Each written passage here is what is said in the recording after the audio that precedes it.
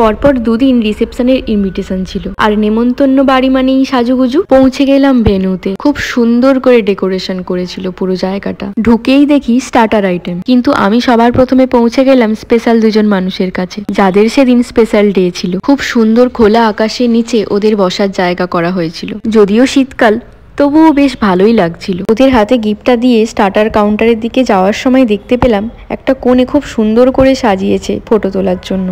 আমি আর বাকি থাকি কেন, আমিও একটু ফটো তুলে নিলাম। খুব খিদে পাচ্ছে, এবার কিছু একটা খেতেই হবে। স্টার্টার আইটেমে ছিল সুইট কর্ন চিজ বল, পনির পকোড়া, আর ছিল চিকেন কাবাব। তারপর খেলাম ফিশ ফ্রাই। ও আর একটা জিনিস তো আমি মিস করে গেছি, ফুচকা, যদিও আমি খাইনি। সবশেষে কফি। তারপর সমুকে বললাম আমার কটা ভালো ফটো তুলে দিতে। ডিনার করার জায়গাটাও খুব সুন্দর করে সাজিয়েছিল। ডিনারে আমি খেলাম কচুরি, ছোলার ডাল, ফিশ ফিঙ্গার, তারপর রাইস, মাটন আর পাতুরি, যদিও পোলাও আর চিকেনও ছিল। তারপর চাটনি, পাঁপড়, মিষ্টি, আর সবশেষে আইসক্রিম।